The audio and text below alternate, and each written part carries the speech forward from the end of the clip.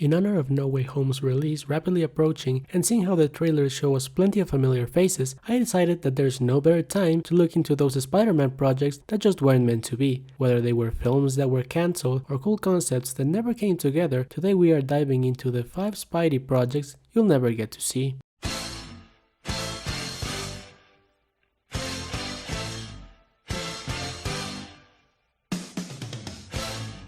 This is by far the project that most people, myself included, would have liked to see, and despite being the likeliest project to have occurred, it was still cancelled, taking a spot on this list. So what happened? Well, to understand why this film was cancelled, we gotta go back to the release of Spider-Man 3. The film itself had a lukewarm reception, with critics and audiences calling it a step down from the previous 2 films. They also criticized the tone and the number of villains in the film. The overcrowded roster was later attributed to creative differences between Sam Raimi, Sony, and producer Avi Arad. In spite of all of these issues, the film was a huge success in the box office, and it was the highest grossing Spider-Man film until Far From Home came out, and that's frankly all that studios care about, so a sequel was put in place, with Sam Raimi and Tobey Maguire signing on to return for the 4th time. Kirsten Dunst, who played Mary Jane, also said that she was more than happy to return for a 4th film if Sam Raimi and Tobey Maguire were involved. And other regulars from the films were likely going to reprise their roles, like Rosemary Harris, who played Aunt May, and the J.K. Simmons, who played J. Jonah Jameson. Raimi even expressed interest in wanting to continue to work with actors like Willem Dafoe and James Franco, though he admitted that it was going to be complicated considering the characters were, dead. So when you're creating a new Spider-Man movie, one of the first things you have to come up with is who is going to be the villain, and there were several candidates. Originally they wanted the Lizard to be the main villain, which made sense considering the character already appeared in the previous films. There was even some foreshadowing of Dr. Connors becoming the Lizard in Spider-Man 3, but in the end the Vulture was chosen as the main villain, and Raimi wanted John Malkovich for the role, which is funny considering how he apparently was also offered the role of the Green Goblin in the original Spider-Man film, but he declined because he thought that it wasn't his thing, so it seems he had a bit of a change of heart between the production of the first film and this one. Now, one of the main reasons why Sam Raimi wanted the Vulture as the main antagonist was because, according to concept artist Jeffrey Henderson, he wanted to make what in the comics was an old guy in a bird suit into a genuinely intimidating villain, and that seemed to be Raimi's main reasoning as to why he was so adamant on making Vulture the main villain, which sounds exactly like the type of thing that Sam Raimi would try to do by taking something silly and making it terrifying.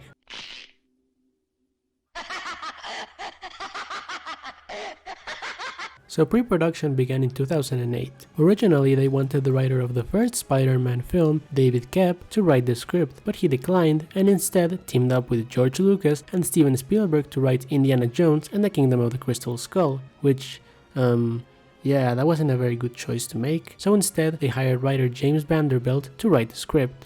Raimi also wanted for his longtime friend and collaborator Bruce Campbell, who had played a cameo in all 3 previous Spider-Man films, to have a more significant role in the film, which we'll get into in a moment, and he also wanted Anne Hathaway to play Felicia Hardy, aka Black Cat, in the comics. Though she wasn't going to play Black Cat, she was going to play a character called the Vulturess, but conversely, Sam Raimi later said in an interview in 2013 that she was in fact going to play Black Cat, and as fate would have it, Anne Hathaway would end up playing another comic book character that dresses up like a cat, as she played Selina Kyle, aka Catwoman, in Christopher Nolan's The Dark Knight Rises. Now, because the film never came out, for the longest of times we had basically no idea of what the story could have been, other than what characters may have been involved. That all changed in 2016 when concept artist Jeffrey Henderson showed a substantial amount of concept art that he had done for the film. The film would have started with a montage of Spider-Man defeating several C and D-list villains, which included the Shocker,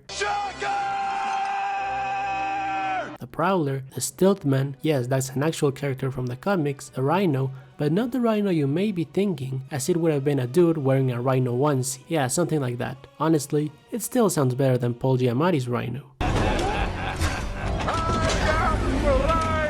And Mysterio, but here's the neat part, he would have been played by Bruce Campbell, as it would have been revealed that the guy from the previous 3 movies was Mysterio all along, and as much as I like Jake Gyllenhaal as Mysterio, you can't deny that it would have certainly been nice to have Bruce Campbell play Mysterio, or should I say, groovy.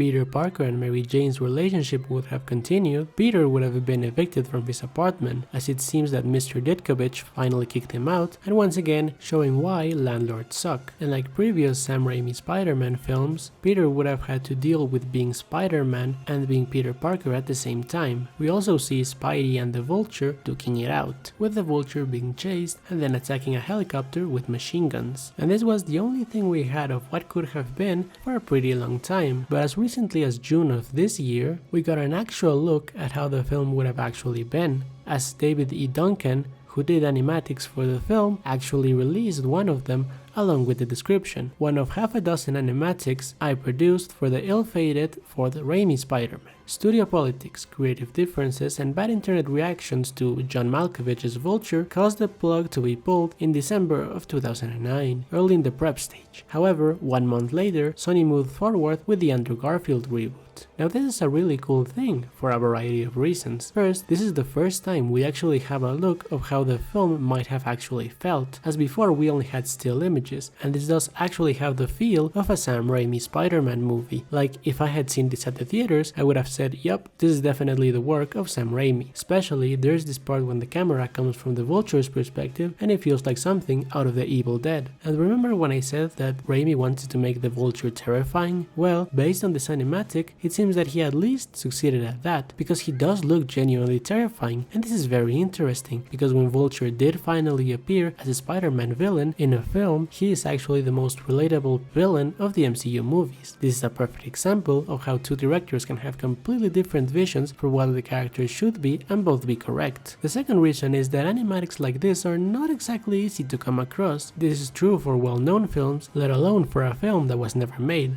And finally, the date on this animatic is of November 12, 2009, meaning that this was made at the very end of production, as according to Duncan, the project was cancelled on December 2009, and it was officially announced to the public in January 10, 2010. So this is as good as it gets when it comes to seeing what Spider-Man 4 would have actually been like. Despite him making as many as 6 animatics for the film, only one of them has been released, and as you can see, despite being labeled as a fight between Vulture and Spider-Man, it's more of an ass-whooping by Vulture as Spidey gets the shit bit out of him. You can see how the suit progressively breaks and it's full of glass shards, he gets thrown around and even gets stabbed in the arm, so it's a pretty brutal beating, but it's very well done. Apparently, this scene would have gone on longer, as the concept art shows more of this battle. Some people claim this to be the final battle between Vulture and Spider-Man, but to me this feels more like the end of the second act. So while everything seemed to be going well in the eyes of the public, behind the scenes however, things weren't going so smoothly, as it seems that many of the problems that plagued the production of Spider-Man 3, mainly the creative differences between Sony and Sam Raimi, had returned, as Sony was apparently pushing for Sam Raimi to also make plans for Spider-Man 5 and 6, which Raimi didn't want to do as he wanted to focus on one film at a time, and he wasn't even sure he wanted to make more after Spider-Man 4. Regardless, Sony instructed James Vanderbilt to start writing scripts for a possible Spider-Man 5 and 6. Another rumored issue seemed to be that Sony didn't like the idea of John Malkovich as the Vulture. In spite of these issues, production continued well into 2009, with 2 additional writers joining the project to help with the rewrites, and Sony even officially set a release date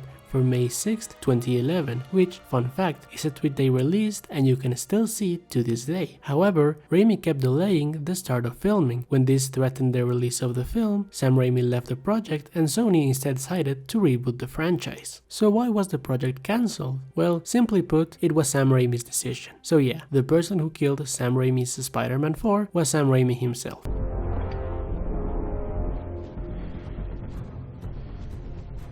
Only I could cause you the pain that you've caused me. First we'll see who's behind the mask. I can look into your eyes as you die. Peace. No.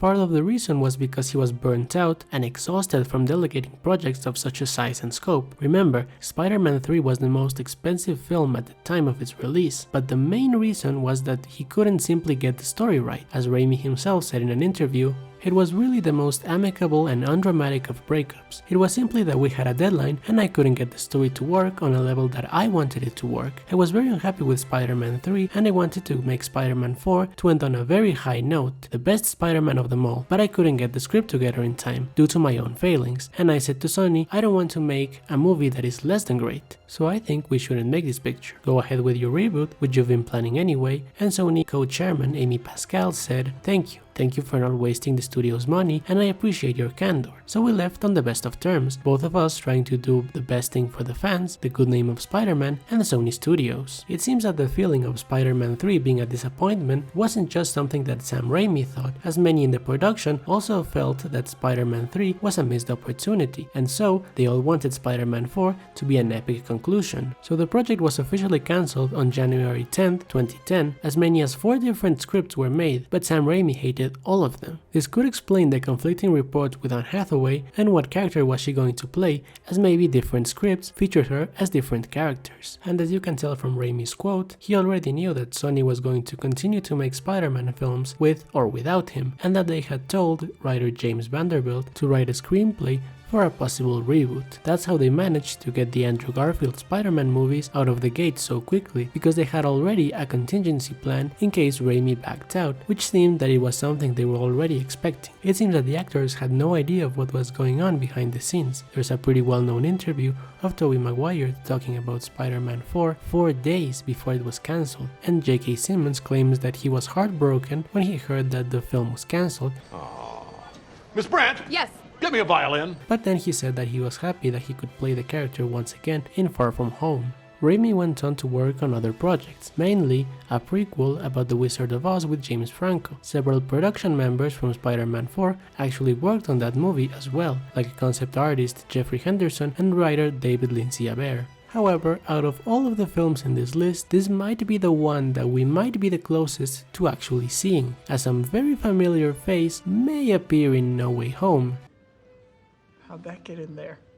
And seeing how Sam Raimi will return to the MCU with a new Doctor Strange film, who knows? I'm not saying that it will definitely happen, but maybe. Just maybe.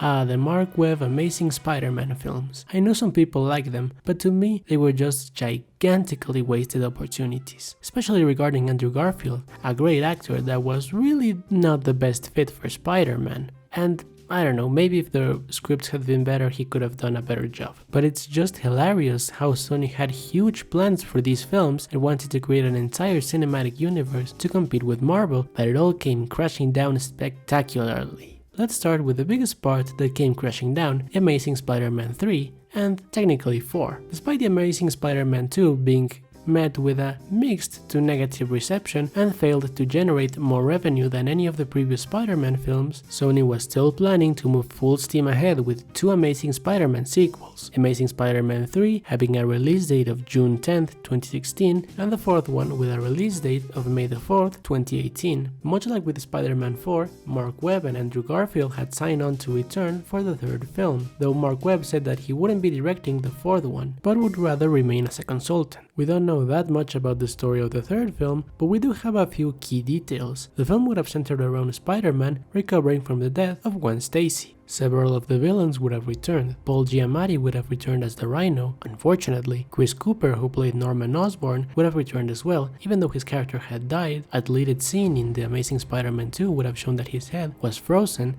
It's frozen. And that he would have been resurrected in this film. Speaking of bringing back the dead, actor Dennis Leary, who played Captain Stacy, revealed that the film at one point had Spider-Man take a formula that would have regenerated the people that had died in his life. So it seems that a big theme of the film would have been dealing with loss. The character of Mary Jane Watson, played by actress Shailene Woodley, who was meant to appear in The Amazing Spider-Man 2, but her scenes were cut from the film because there were too many characters, which is something you really can't tell in the film. Nope, not at all. She was meant to appear in this film, and if your character gets cut from the film and you're promised to appear in the sequel but the sequel gets cancelled, well... There were also apparently plans for Felicity Jones, who played Felicia Hardy in The Amazing Spider-Man 2, to return as Black Cat, which is also kind of funny that both sequels that were cancelled wanted to have a Black Cat and neither of them ended up having it. So why was the film cancelled? Well, as if the poor critical reception and Sony being disappointed with the film's box office, now that isn't to say that the film did poorly, but it didn't meet Sony's expectations. As if all of that wasn't enough, the film had some behind the scenes problems. One of the writers left to work on Star Trek Beyond, and the release date for Amazing Spider-Man 3 was delayed to 2018, and Amazing Spider-Man 4 was delayed indefinitely. Allegedly, there were also some issues between Andrew Garfield and Sony. One particular event seemed to have ruined the relationship he had with Sony, as a 2014 event by Sony in Rio de Janeiro celebrating the 2014 Brazil World Cup, which was a gala led by Sony's then CEO Kaz Hirai, in which he planned to introduce Garfield as the star of the next Spider-Man film set for 2016, in a speech before 750 guests, was cancelled because Garfield never showed up. It was because he got his flight cancelled and barely managed to arrive at Brazil. By the time he arrived, he declined to appear at the gala because he had jet lag and had no time to get ready to the gala or even shave. This apparently insulted Hirai and permanently damaged Garfield's relationship with Sony based on some of the leaked emails from the 2014 Sony leak. Though some claim that this was the reason as to why Amazing Spider-Man 3 was cancelled, there is not enough evidence to support that claim. However, Andrew Garfield did say in an interview, "What I'll proudly say is that I didn't compromise who I was only ever myself, and that might have been difficult for some people," implying that there were some issues between him and Sony. Other leaked Sony emails reveal several ideas we will discuss in the next video, but among them, Sony revealed that they were in talks with Sam Raimi to try to connect his trilogy with The Amazing Spider-Man, which does sound quite similar to what is going to happen with No Way Home. The leaks also revealed that they had entered negotiations with Marvel and Disney to make Andrew Garfield's Spider-Man a part of the MCU, and that he would appear in the then upcoming Captain America Civil War. But it seems that Marvel wasn't interested in The Amazing Spider-Man. They tried to reach an agreement, but neither side was satisfied. And it also appears that someone who was instrumental in the cancellation of Amazing Spider-Man 3 was none other than Kevin Feige. In the story of Marvel Studios, The Making of the Marvel Cinematic Universe, a book that talks about the construction of the MCU, never before heard details were actually revealed, especially regarding Spider-Man's arrival into the MCU,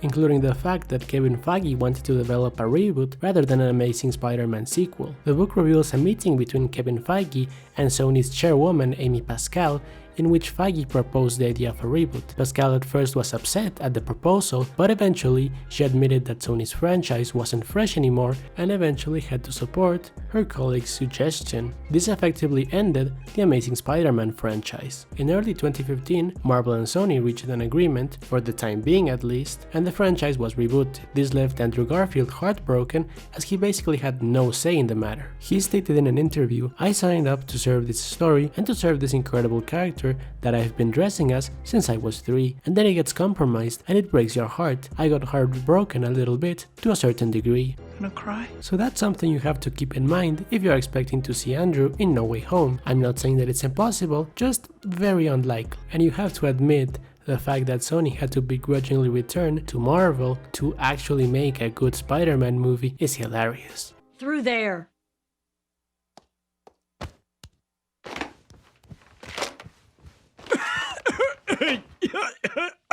So, come crawling back, eh? Seems like the classy thing to do would be not to call attention to it.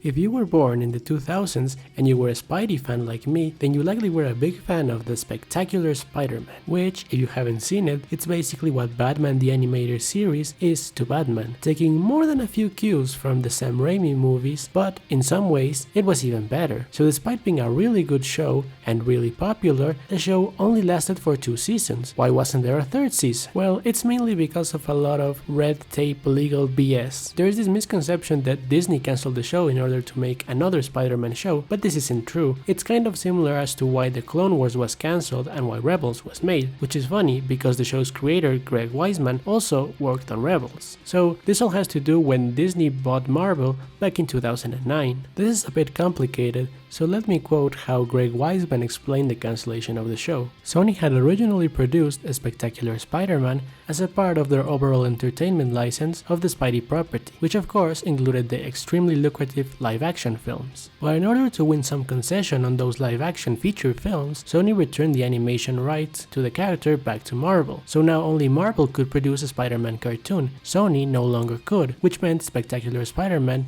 couldn't continue at Sony. I have no idea whether Marvel was interested in continuing Spectacular Spider-Man or not, but let's assume for the sake of argument that they would have liked to. They couldn't. Why? Because Sony owned all the specific elements, designs, storylines, etc. to the Spectacular Spider-Man version of Spider-Man, so Marvel would have had to license that back from Sony. You can imagine how unlikely that scenario was. Marvel finally gets the rights back to do an animated version of their marquee character, and then they have to pay Sony to do it instead of just starting from scratch. That was never going to happen. Of course, all this was complicated by the fact that Disney purchased Marvel, and Disney and Sony are direct competitors. And I'm sure Marvel was excited to put their own stamp on an animated Spider-Man. Who could blame them? So that was it. We were toast through no fault of our own. Folks at Marvel, Sony, and even Disney all seemed to like our show, but the corporate mess made it impossible for us to continue. He also called this a bummer and added, "It's no single person or single company's fault, it's just how things shook out," which is a shame because Weisman planned for the story to continue for up to 5 seasons with 65 episodes, of which only 26 were made. He also planned to make a DVD movie centered on a spring break vacation in Florida set between seasons 2 and 3, 3 and 4, and 4 and 5. He also wanted plenty of the villains from the comics to appear, like Scorpion, Hydra Man, and Hobgoblin were confirmed to be major villains for season 3, in addition to Carnage, Mr. Negative, and Morbius. After the 5 planned seasons were completed, Weisman wanted to also cover Peter Parker's college years, all leading up to his marriage with Mary Jane, with DVD movies. Unfortunately, Weisman doesn't think that there is a viable way of Spidey returning. Even with the idea of returning not just as a TV show, but as a comic book can't also happen, because Marvel has the rights to the comic books, but Sony still has the designs and storylines from Spectacular Spider-Man. That's the worst part about all of this. No one can do anything, because Spectacular Spider-Man is kinda trapped in a legal gray area. After the show was cancelled, Weisman went on to work on Young Justice, another great comic book show that was cancelled way before it should have. But at least that show managed to get a revival, which began airing in October of this year. So as much as I would like another season, it just doesn't seem possible. But hey, that doesn't mean we can't dream, right? And there's certainly a lot of fan demand, because as recently as January of this year, the hashtag #SaveSpectacularSpiderMan became trending on Twitter, and even Josh Keaton, who voices Spider-Man on the show, responded to some of the tweets and thanked the fans for such a massive dedicated fan base, even though the show has been off the air for over 12 years. Hey, what's up, Twitter? It's your friendly neighborhood Spider-Man here. I just wanted to shout out some support to everyone tweeting today with Save Spectacular Spider-Man. This much support after over a decade? Aw, you really know how to make a webhead feel special. So despite the odds being firmly stacked against us, and even the show's creator being adamant that there is no way in hell that the show will return when it comes to Spider-Man, hey, you never know.